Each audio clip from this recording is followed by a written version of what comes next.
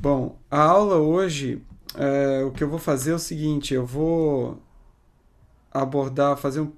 tentar abordar os assuntos de forma resumida que foram indicados para leitura e depois disso vou tentar resolver parcialmente o exercício 6.1 que algumas pessoas pediram para discutir essa questão.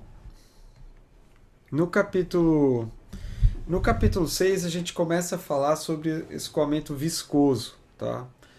Por favor, se alguém tiver alguma pergunta, pode me interromper com áudio, de preferência, porque pelo chat vai ser difícil de eu perceber. Então, nesse capítulo a gente vai estudar os efeitos de viscosidade, no entanto, sem analisar efeitos de alta temperatura. Então, não teremos reações químicas, não teremos reações de decomposição, ou como temos, por exemplo, em escoamento com alta temperatura, dissociação principalmente. As equações de governo, equações governantes que vamos usar são as equações de Navier-Stokes. Por que esse problema é relevante? Bom, é que ele introduz no capítulo um pouco um aspecto de motivação, mostrando que você tem uma grande carga de transferência de calor, por exemplo, em veículos hipersônicos. Veículos hipersônicos seriam veículos que sairiam, por exemplo, da superfície terrestre e atingiriam velocidades hipersônicas dentro da atmosfera. E esse problema é muito desafiador do ponto de vista tecnológico, em função, além de outras questões, das grandes cargas de transferência de calor que ocorrem. E aqui esse gráfico mostra a comparação de uma ascensão de um veículo hipersônico e o processo de entrada, digamos, dentro da atmosfera desse mesmo veículo. E durante o processo de ascensão é que você vê que a carga térmica é maior, muito maior. E ambos os casos são significativamente maiores que o caso da entrada do ônibus espacial. Então, isso representa um desafio tecnológico muito grande em termos de projeto de veículo e também de materiais.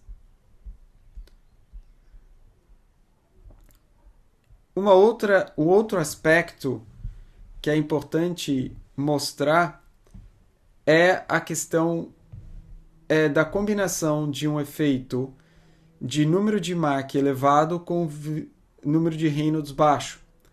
Esse gráfico de velocidade, altitude por velocidade, mostra diferentes curvas de reentrada. Tá? Então aqui a gente tem uma reentrada chamada de sustentação, ou lifting entry, e uma entrada mais balística aqui embaixo, de baixa sustentação. Essas curvas, ao longo desse gráfico, também estão mostradas curvas que representam número de Reynolds constante. Tá? São essas curvas aproximadamente horizontais nesse gráfico. Então, o que isso aqui está mostrando é que você tem uma combinação, por exemplo, nessa região, nas camadas mais altas da atmosfera, de elevado número de Mach e baixo número de Reynolds. Reynolds de 10 na 3, baseado, por exemplo, no comprimento do veículo. Isso é um Reynolds muito baixo. Aqui você tem, se você assumir que o veículo tem, por exemplo, 10 metros de comprimento e que o número de Reynolds de transição é 10 na 6, você teria, para um Reynolds sobre L, Reynolds por unidade de comprimento de 10 na 5, isso daria, multiplicado pelo comprimento de 10, daria 10 na 6, que é a região de transição laminar turbulento. Então, a partir daqui você teria uma camada limite, por exemplo, turbulenta. Mas toda essa região aqui você teria a camada limite laminar. E essa situação de escoamento de baixo número de Reynolds com alto número de Mach apresenta um desafio maior em termos de ter efeitos viscosos, porque os efeitos viscosos são mais pronunciados quando temos Reynolds baixo. Então, o que é abordado na leitura que eu pedi para vocês fazerem hoje foi a equação de Navier-Stokes. A gente vai falar rapidamente sobre a equação de Navier-Stokes, parâmetros de similaridade, condições de contorno, e vamos apresentar o que chamamos de teoria de camada de limite de escoamento compressível. Hoje vamos olhar um pouco as soluções de camada limite laminar, as chamadas soluções autossimilares. A gente já falou sobre esse tópico anteriormente, já no caso do escoamento invícido. Especificamente falaremos sobre o caso da placa plana, apenas. A partir da aula que vem, então, ponto de estagnação, falaremos sobre condições de soluções não similares e esses outros assuntos aqui que estão mencionados. Bom, o ponto de partida desse capítulo são as equações de governo, as equações da continuidade na forma conservativa, as equações de quantidade de movimento em x, y e z e a equação da energia.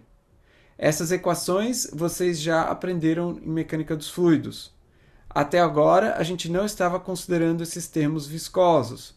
Os termos em tal são os componentes desse tensor-tensão, tal, são dados por esses subíndices, xx, yx, zx e assim por diante. Esse aqui é o chamado tensor-tensão viscoso. Para você solucionar essas equações em termos de velocidade, você expressa esse tensor-tensão em função de gradiente de velocidade. Isso é o que a gente chama de equações constitutivas. Então, essas equações aqui são as chamadas equações constitutivas. Essas equações, elas são específicas para chamados fluidos newtonianos. Tá?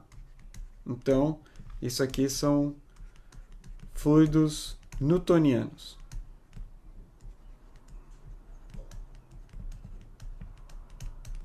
Isso também vocês viram em mecânica dos fluidos. Tá? Então, se precisarem, dar uma revisada lá em mecânica dos fluidos para ver de onde vieram essas equações.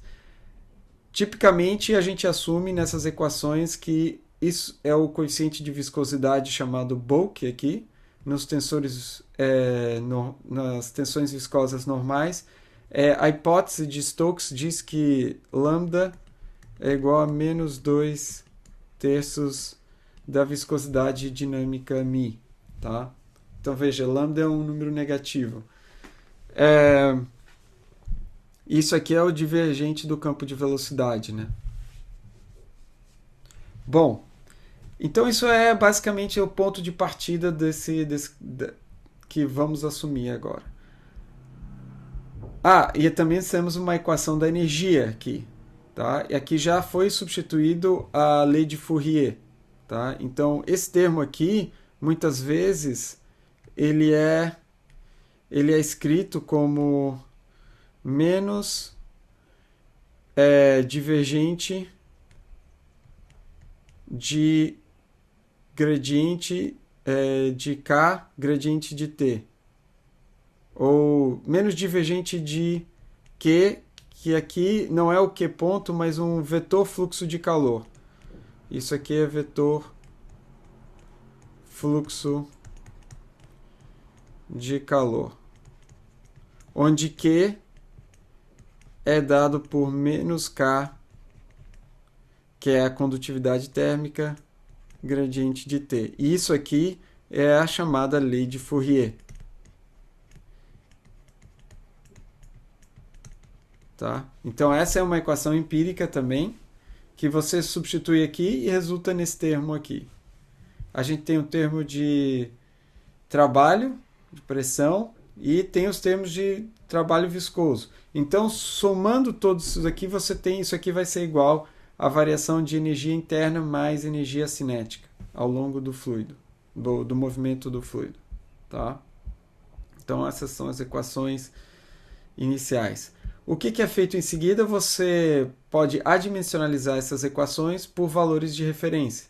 Ou seja, as variáveis dependentes são adimensionalizadas, as variáveis independentes também. Aqui, por exemplo, pelos valores de corrente livre e no caso de x e y, que são as coordenadas espaciais, pela corda, por exemplo, do veículo, uma dimensão característica do veículo. Uma vez que você adimensionalizou, você substitui nas equações governantes, e isso aqui é parte do exercício 6.1. Você obtém, então, as equações na forma adimensional, que são essas daqui. Equação da continuidade, quantidade de movimento em x e y. Aqui você está analisando o caso, tá? É um caso 2D, você está simplificando. 2D, regime permanente. E você está desprezando as tensões viscosas normais. Então, eu vou colocar simplesmente sem tal xx, tal yy. Tá? Então, você está desprezando as tensões viscosas normais. Só as cisalhantes que você está retendo nas equações. Quando você faz essa dimensionalização, surgem parâmetros como Reynolds, número de Mach, e na equação da energia você vai ver também o número de Prandtl. Tá? Então você vê esses parâmetros adimensionais que a gente já conhece de outros carnavais, entre aspas, elas aparecem. Então a gente vê que esses parâmetros participam das equações. Além do gama, claro. Então, quais são os parâmetros? É a razão de calor específico, o número de Mach, número de Reynolds e Prandtl. Prandtl também pode ser escrito como sendo Ni sobre alfa, onde alfa é a difusividade térmica, que é igual a K sobre ρ Cp. Tá? É uma outra forma de escrever Prandtl. Eu geralmente lembro dela assim e não assim. Por que eu gosto dessa forma? Porque ela expressa a razão entre a difusividade de quantidade de movimento, dada por Ni, e a difusividade térmica, dada por alfa. Então, ela é um número que compara essas duas grandezas. Esses números também podem ser interpretados em termos, por exemplo, o número de Mach, você pode pensar como energia cinética ou escoamento de energia cinética sobre escoamento de energia interna. Tá? É proporcional a essas quantidades. O número de Reynolds, vocês já viram isso antes, representa a razão entre as forças de inércia e as forças viscosas. E o número de Prandtl, como eu acabei de mencionar, pode ser interpretado como difusão de quantidade de movimento sobre difusão térmica. Tá? Então, essas são as interpretações físicas desses números. O número de Prandtl para gases como ar é em torno de 0,7. É próximo da unidade. Bom, então a gente tem as equações. A gente falou um pouco sobre os parâmetros adimensionais. Agora, para resolver essas equações, você precisa das condições de contorno.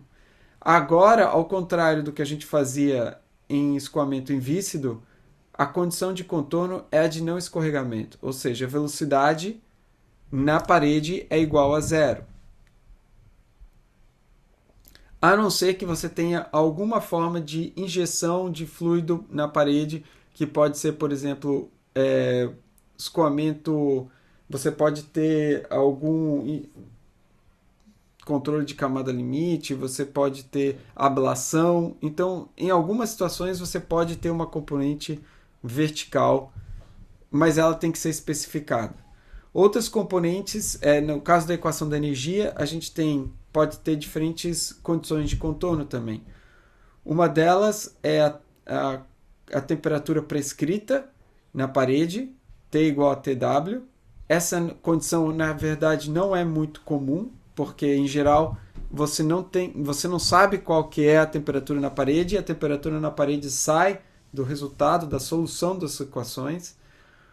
Você pode ter uma temperatura prescrita como função da posição também, ou você pode ter a condição, por exemplo, de fluxo prescrito. Basicamente, você está dizendo qual que é o fluxo de calor que existe na parede. Em geral, isso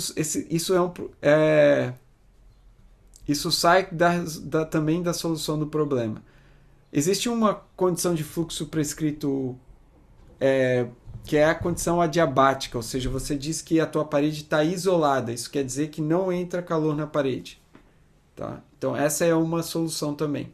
Em geral, o que é feito é achar soluções para a condição adiabática e para a condição de temperatura prescrita, para diferentes valores de temperatura prescrita.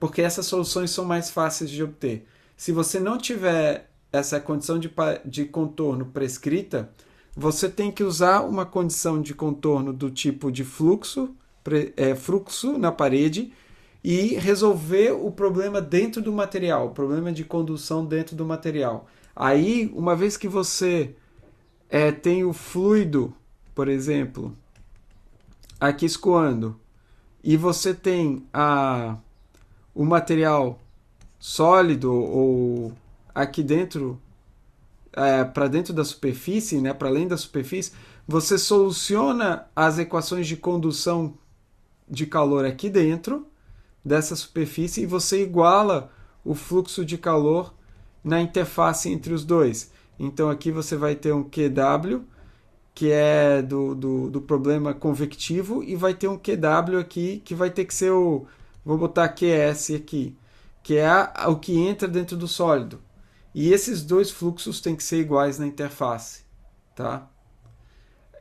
E aí, bom, você vai ter que solucionar esse problema aqui dentro do sólido, mas onde você vai aplicar uma condição de contorno aqui? Em algum lugar aqui você tem que conhecer a condição de contorno.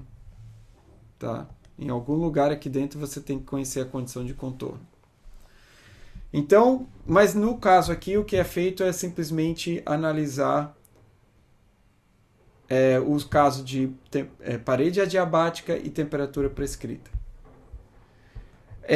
Para a condição da equação da energia, você também precisa de uma condição de contorno que aqui é especificada como sendo, na verdade, a gente já viu a condição de contorno para a parede, mas quando a gente faz a dimensionalização da equação da energia, aparece um termo que é TW, ou seja, a equação, quando você faz a dimensionalização, você tem TW sobre T infinito. E TW sobre T infinito também vai ser um parâmetro do problema. Tá? Então, mas TW pode sair da solução do seu problema. Então, não necessariamente ele vai ser sempre especificado. Você pode fazer um problema de solucionar um problema, por exemplo, e o TW vai ser parte da solução do problema e a partir disso você vai saber esse parâmetro. Se você quer fixar esse parâmetro, você também pode, né? Mas aí você vai estar especificando a condição de temperatura na parede. Bom, então esse é o caso geral. Agora, para o caso de camada limite, o que é feito? Você faz uma análise de ordem de grandeza dos termos. Tá? Então, isso aqui não difere muito do que vocês aprendem quando estudam camada limite de escoamento incompressível. Mas a única diferença aqui agora é que o escoamento é compressível e as equações, então, precisam levar isso ou levam isso em conta. Então, para olhar os argumentos que são usados para obter as equações de camada limite, a gente observa, por exemplo, a equação da quantidade de movimento na direção x, aqui na forma adimensional, né, já com as variáveis todas adimensionalizadas. E a premissa da camada limite é que a espessura dela é muito pequena comparada com o tamanho do objeto sobre o qual o escoamento está acontecendo. Então, a camada limite é uma região fina onde os efeitos viscosos são relevantes e não podem ser desprezados. A hipótese que você assume é que essa espessura de camada limite, uma medida dessa espessura, ela é muito menor do que a dimensão característica do problema, por exemplo, a corda, por exemplo, de um aerofólio. Então, sob essa premissa, você vê que as variáveis adimensionais, como U barra, Rho barra, V barra, U barra, por exemplo, ela varia de 0 na parede até o valor de corrente livre, onde ela é 1. Porque U barra, lembrando, é igual a U sobre o infinito. Então ele varia de 0 até 1. Rho barra varia de 0 até 1 também. X barra varia de 0 até 1. P barra também varia de 0 até 1. O único termo que não varia de 0 até 1 dentro da região de interesse, que é a região da camada limite, é o y barra, porque o y barra varia de 0 até o valor de delta, que é o valor da espessura da camada limite. Então, dentro da região que a gente está analisando, né? Porque você tem aqui vamos imaginar a camada limite aqui. Essa aqui é a espessura da camada limite, delta. Então você vê que a coordenada y vai variar de 0 até delta. Aqui fora, esse problema a gente não está resolvendo. A gente está olhando para o problema dentro da camada limite. Então, todos esses termos aqui da equação da continuidade, se a gente fazer uma análise de ordem de grandeza, a gente vai ter que o Rho barra é de ordem de grandeza 1, U barra ordem de grandeza 1, X barra ordem de grandeza 1, e o V barra, vamos dizer que a gente não conhece inicialmente, mas a gente sabe que o Y barra tem ordem de grandeza delta. Então, para essa equação ser consistente, o V barra tem que ser de ordem de grandeza delta.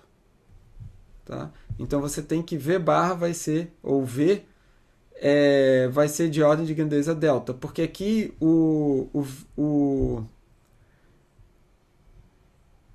a gente vai considerar que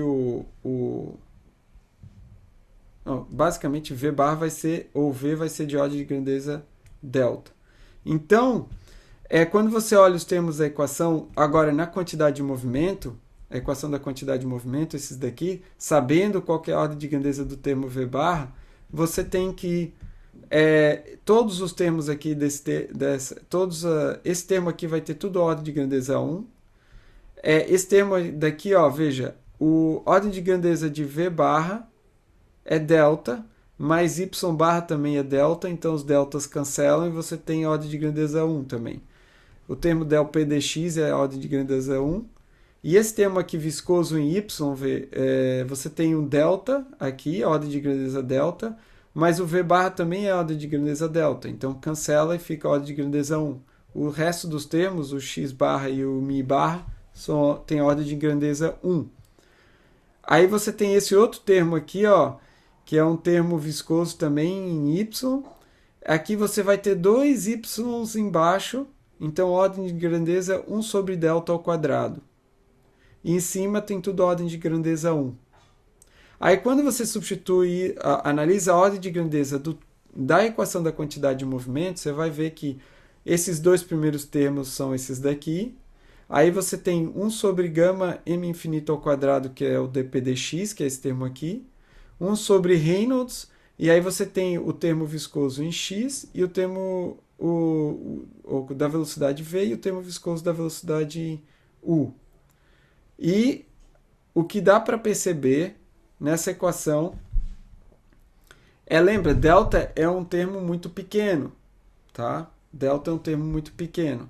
Então, o que é assumido aqui, tá? Uma outra hipótese que é assumido é que o número de Reynolds é suficientemente grande para que 1 sobre Reynolds seja da ordem de delta ao quadrado. Então, essa é uma hipótese.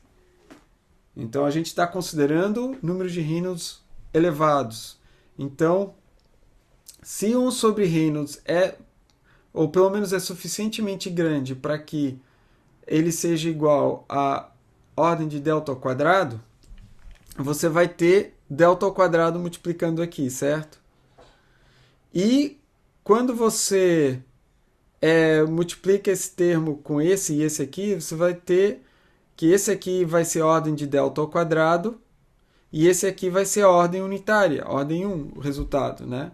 Então essa é a equação aqui, ó, você multiplica por ordem delta ao quadrado, então vai ficar esse termo aqui vai ficar ordem delta ao quadrado e esse aqui vai ficar ordem 1. Então esse termo aqui, desses dois, ele vai ser muito menor do que os outros na equação. Então você acaba desprezando esse termo, esse termo aqui, ó. E você retém apenas o termo viscoso, o segundo termo viscoso, que é esse que tem as derivadas, del U, del Y. Tá? Os outros termos você retém. Então, essa é a equação da quantidade de movimento em x, e a equação da quantidade de movimento em y a gente vai ver logo a seguir. E também vimos a equação da continuidade, né, que não é alterada. Então, em termos adimensionais, você retém essa equação normal, tá? Ou seja, essa é simplesmente reescrever a equação agora em termos dimensionais. Quando você olha a quantidade de movimento, a equação da quantidade de movimento em y, você vai ver que esse termo, o primeiro termo, ele tem ordem delta, que é do v barra. Esse termo aqui, ó, tem delta ao quadrado sobre delta, então fica delta. Aqui você tem... Você, em princípio, deixa esse termo aqui não especificado, porque você não sabe exatamente... você deixa esse termo não especificado. Aqui você tem 1 sobre reinos infinito ordem delta ao quadrado. Esse termo aqui vai ser ordem delta e esse termo vai ser ordem 1 sobre delta. Tá?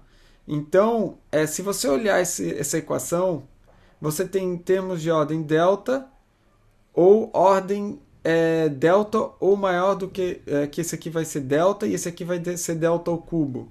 Então, ou você tem termos com delta de ordem delta ou delta ao quadrado ou maior, vamos dizer. Tá? Então, a ideia é que esse dp dy vai ser um número pequeno, porque delta é um número pequeno. A gente considerou que delta seria um número pequeno. Tá? Então, uma segunda aproximação de camada limite é dizer que del P del Y é aproximadamente zero. Tá? Então, essa é o que sai da equação da quantidade de movimento em Y. Existe uma ressalva de que quando o gama for muito grande, quando o número de Mach for muito grande, vamos dizer um número de Mach hipersônico, mas muito grande, esse termo aqui pode, 1 sobre gama m infinito ao quadrado, pode ser da ordem de delta, por exemplo. Então, o dp dy não necessariamente precisa ser muito pequeno para essa equação fechar. Então, para número de Mach muito grande, pode ser que dp dy seja de ordem unitária. Então, nesse caso, você não teria essa aproximação de camada limite que a gente está fazendo. Não seria estritamente necessária. Não quer dizer que não pode ser feita, mas ela não é estritamente necessária quando o número de Mach é muito elevado. Tá? Mas ela vai ser assumida aqui. Da mesma forma, você para a equação da energia também pode simplificar a fazer uma análise de ordem de grandeza e você vai chegar nesse resultado. Você vai simplificar a equação também com vários termos e você, se você olhar a equação da quantidade da energia que a gente tinha visto inicialmente, você vai acabar simplificando vários termos dela. Aí eu acho que ela está aqui, né?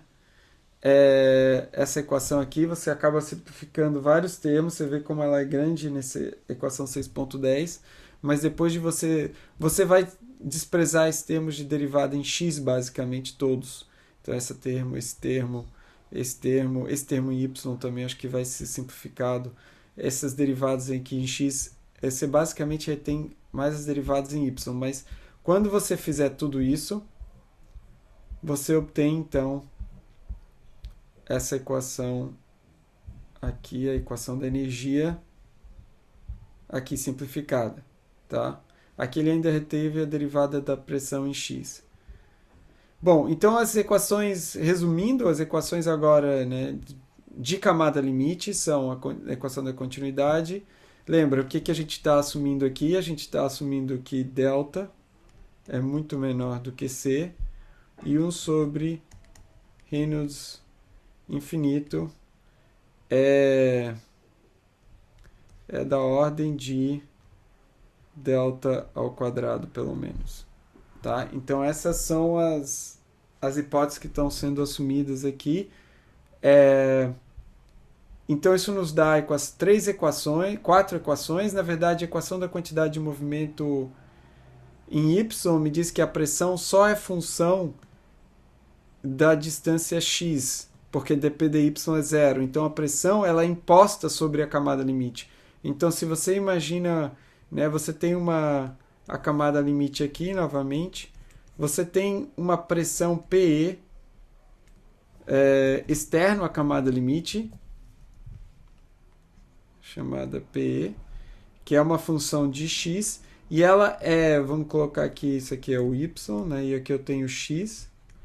Ela, para um determinado ponto aqui, ela vai ser imposta sobre toda a camada limite. Então, se você conhece a distribuição de pressão fora da camada limite, ela entra como uma condição de contorno dentro das equações. Ou, na verdade, ela aparece como um termo dentro das equações, um termo que aparece na equação da quantidade de movimento em x.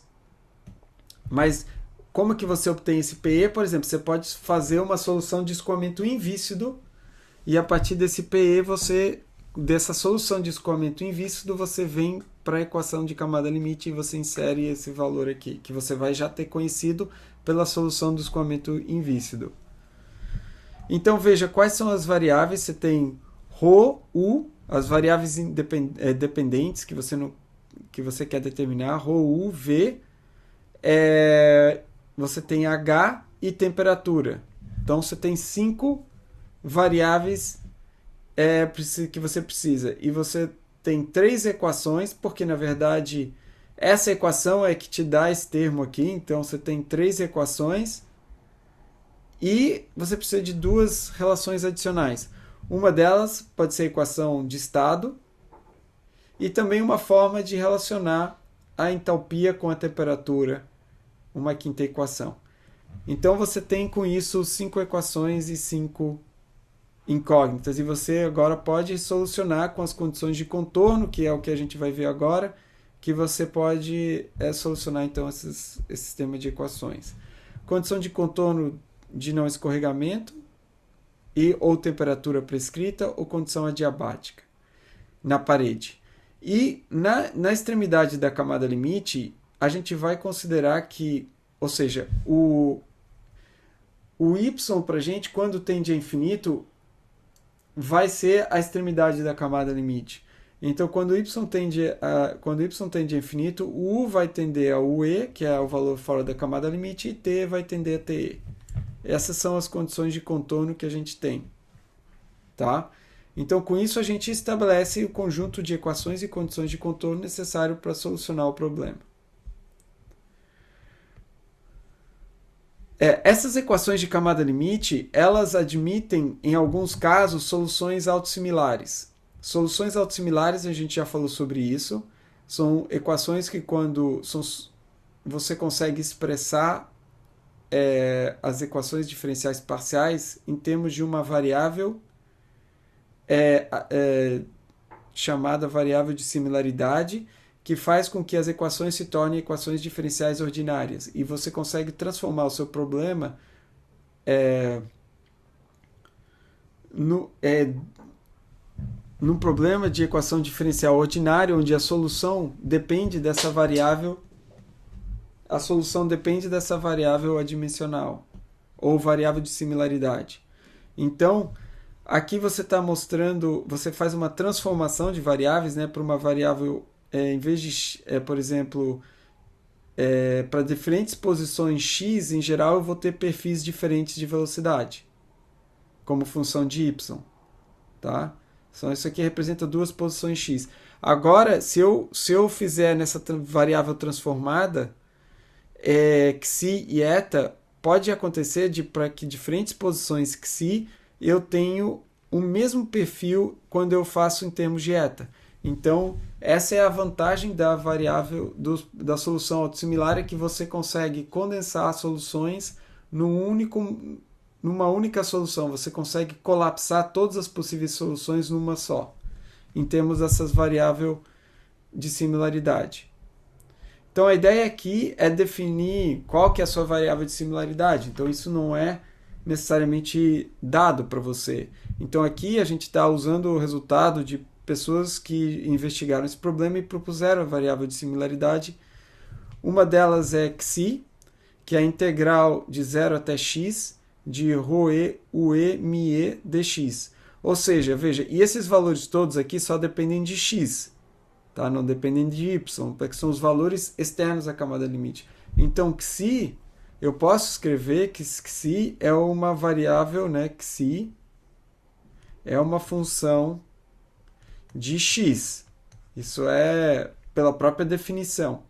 A variável eta vai ser ue sobre raiz de 2xi, que é uma função de x, integração de 0 até y de ρ dy. Então, veja, isso aqui depende de y e x. Então, eta é uma função de x e y. Eta vai ser uma função tanto de x quanto de y. Então, a ideia aqui é você transformar as suas equações que estão originalmente expressas em x e y para eta e xi. Então, como é que você faz isso?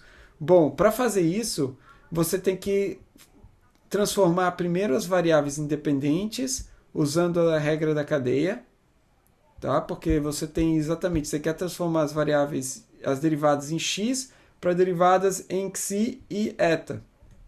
E as derivadas em x e y também para derivadas em xi e eta. Então você faz isso. Eu não vou seguir todos esses passos porque o nosso tempo é reduzido e eu não vou conseguir fazer isso tudo agora, mas vocês devem ter visto isso na leitura, tá? Então você faz essa transformação usando as regras de cadeia para derivadas e você obtém então derivada em xi. Veja, você transformou a derivada em x para a derivada em xi em eta. Esse termo é que ele mantém dessa forma, a gente vai ver depois que esse termo a gente não precisa se preocupar, ele vai cancelar o termo que tem essa derivada eta em relação a x. E você faz a mesma coisa para y. Aqui você define, é conveniente, você acaba definindo uma função linha de corrente, psi. Essa definição de função linha de corrente é bem padrão.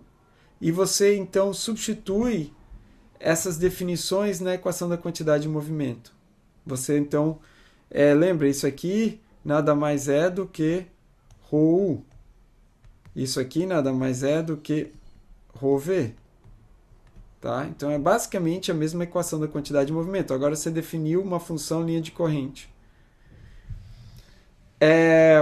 Agora você vai transformar essas variáveis, a derivada aqui, del del x, você vai fazer essa substituição aqui. E quando você faz isso, você vai ter uma equação que tem agora derivadas em xi e eta. Não tem mais derivada nenhuma em x, a não ser esse termo aqui.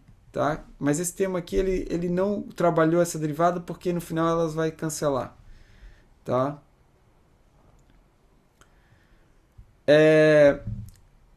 Faz um pouco de manipulação dessa equação, no que já não foi feita nenhuma substituição adicional, e você tem isso. Tá? Agora ele propõe uma substituição da variável u em termos de uma outra variável chamada f. Ele basicamente diz que u sobre o e, que é uma variável dimensional, né, ele define como sendo del f del eta. Veja, ele não definiu como f, ele definiu como del f del eta. Isso vai chamar de f'. Tá?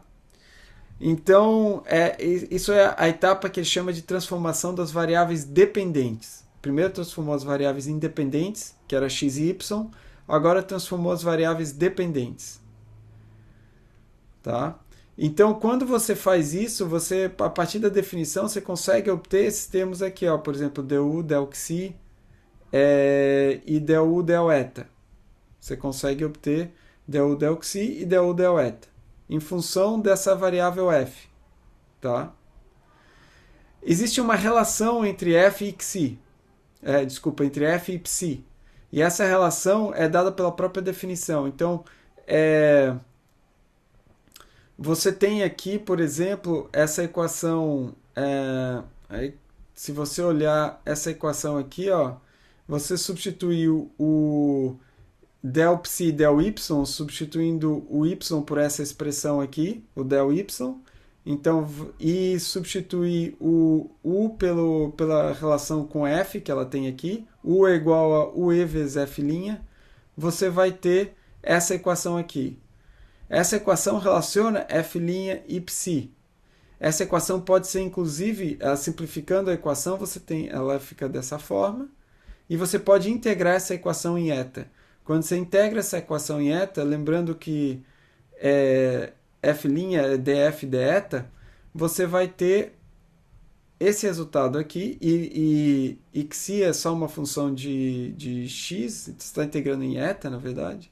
Então, o que você tem aqui é uma f, você pode ter ou seja, um fator, uma outra função f de xi. Só que aqui ele lembra, né, que na linha de corrente, na superfície, você tem que a função linha de corrente você especifica ela igual a zero. Então, na superfície, essa linha de corrente tem que ser igual a zero. Então, para que isso seja igual a zero, para que a função linha de corrente seja igual a zero na superfície, essa função aqui, que depende só de x, tem que ser igual a zero. E o f também tem que ser igual a zero na superfície. Então, você tem que f igual a zero na superfície e f de xi tem que ser zero. Então, você tem uma relação entre psi e f, essa relação aqui. Então, falar de psi é equivalente a falar de f. Então, sabendo isso, você pode substituir os termos que aparecem em derivadas de psi em relação a xi. Ó, aqui tem psi em relação a eta e aqui você tem psi em relação a xi. Tá? Então, você substitui isso na equação e quando você simplifica usando a equação de Euler, isso aqui você pode usar porque você está falando dos valores fora da camada limite. Isso aqui é a equação de Euler, né? Isso aqui é para variação de pressão fora da camada limite, só relacionando ela com a variação de velocidade dUE fora da camada limite. Só para inserir aqui nessa equação. E quando você faz isso, você tem um termo dUE dxi. Tá? Bom, agora você tem essa equação aqui, parece complicada, você pode simplificar um pouco. Você vê que tem alguns termos que vão cancelar. Esse termo aqui, lembra que eu falei? Ele cancela com esse aqui, o del eta del x, cancela. E você então tem essa equação aqui. Você vai jogar tudo que tem xi para o lado direito e tudo que não tem xi para o lado esquerdo. E você obtém essa equação aqui. Essa equação é a equação transformada, né, de camada limite, nessas variáveis f e xi, função, e também f é a função de eta e xi, né, em geral.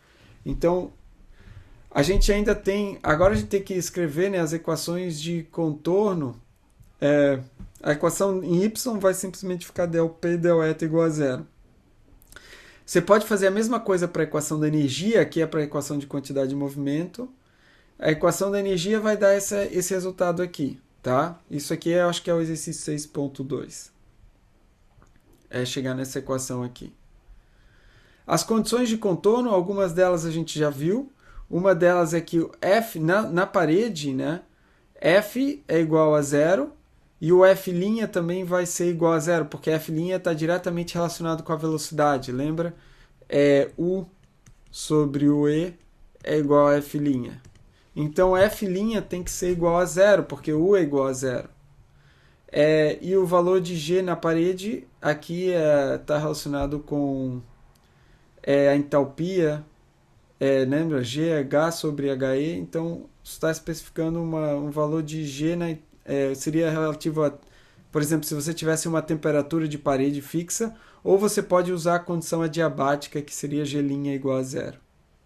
E na extremidade da camada limite, você tem que F' é igual a 1, porque U é igual ao E, então F' vai ser igual a 1, e g também vai ser igual a 1.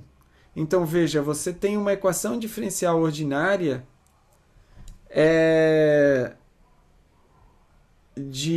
você tem aqui, nessa equação você tem segunda ordem, essa equação aqui eu acho que é de...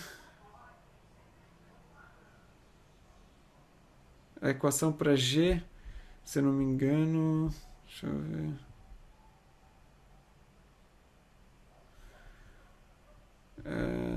Você acaba usando essas 5 equações de contorno, tá?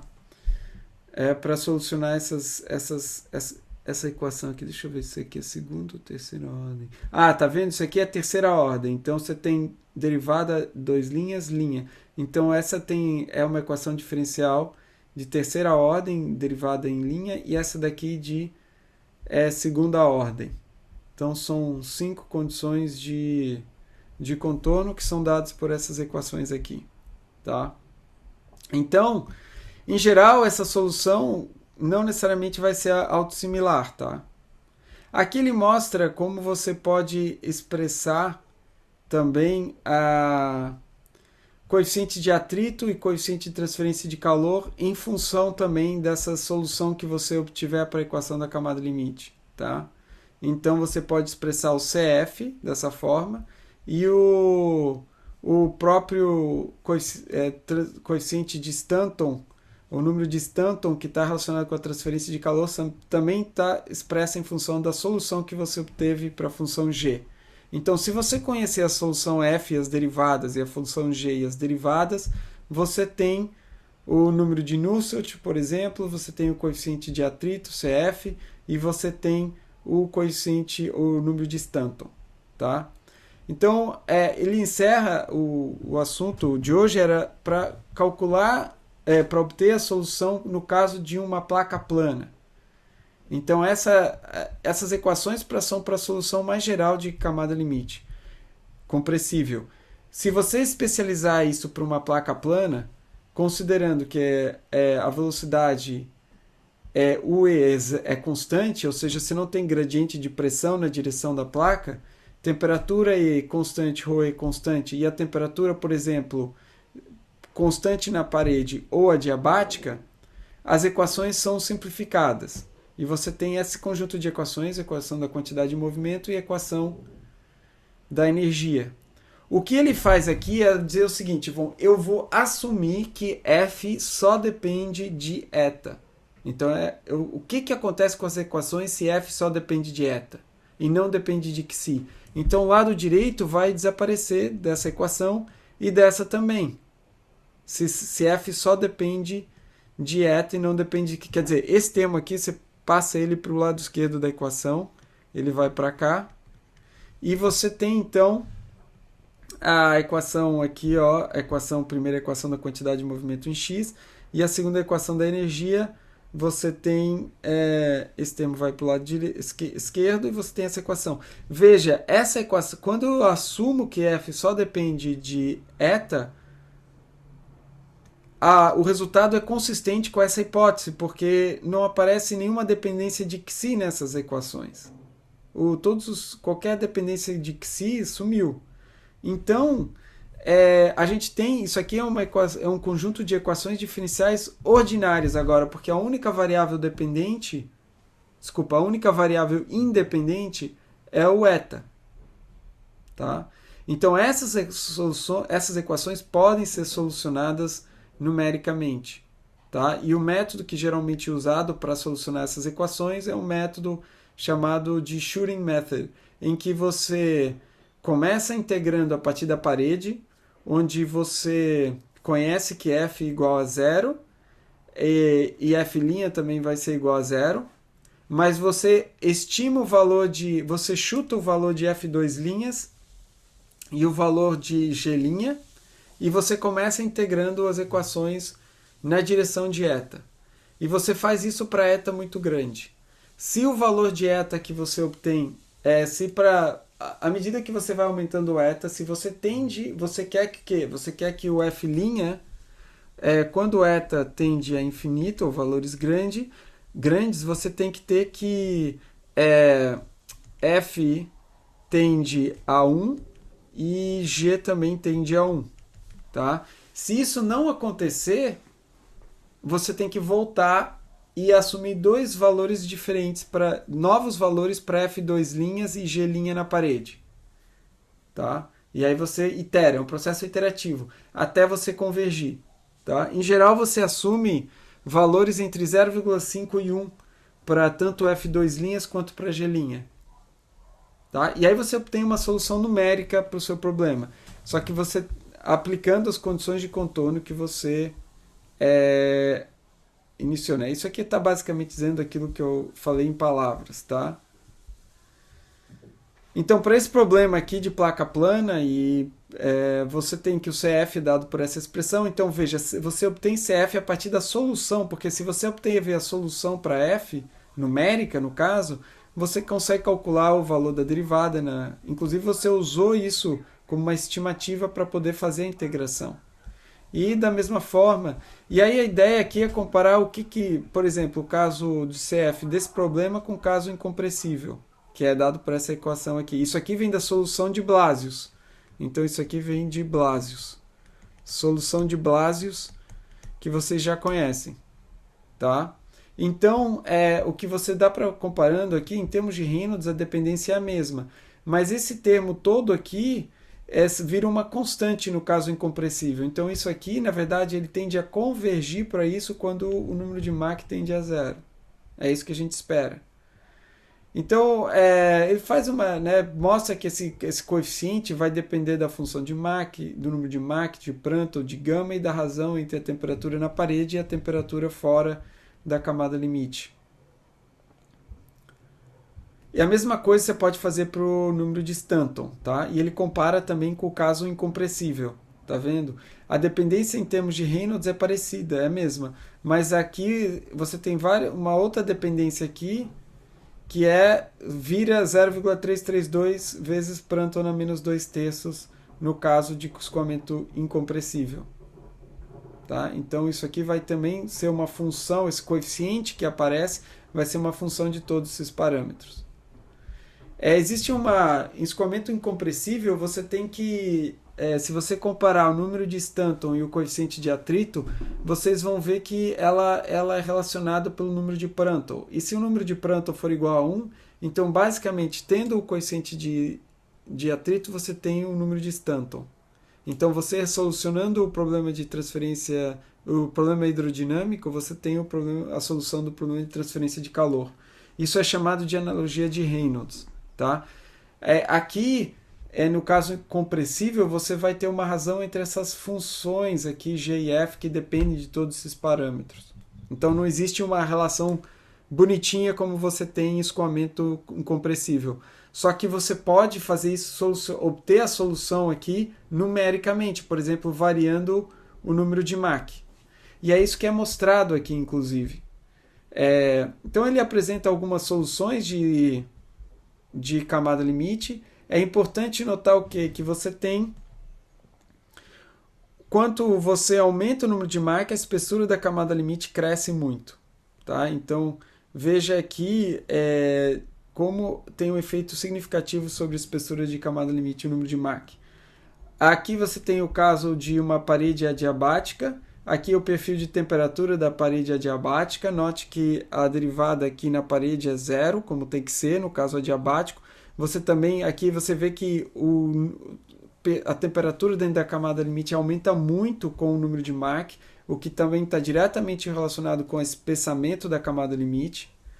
Quando você fala de parede fria, que é o caso aqui mostrado, a espessura da camada limite diminui, comparado com o caso adiabático. Isso está relacionado com a diminuição da temperatura também dentro da camada limite, pelo fato de você ter agora uma parede resfriada.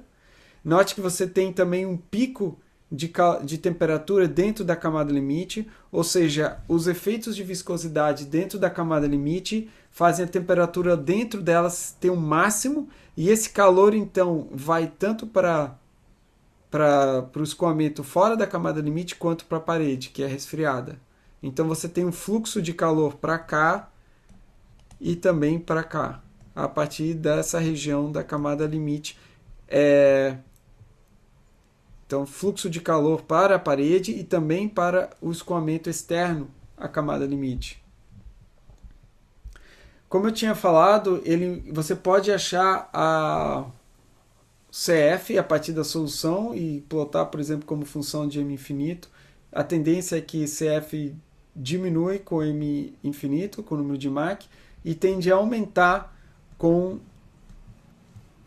Isso aqui é o caso adiabático, e se você comparar o caso adiabático com parede resfriada, você vai ver que, em geral, quanto menor a temperatura da parede, maior o CF, porque a espessura de camada limite diminui e o CF ele é proporcional a essa razão entre a derivada da temperatura, a derivada da velocidade na parede. Então, se a espessura de camada limite diminui, essa derivada tende a aumentar.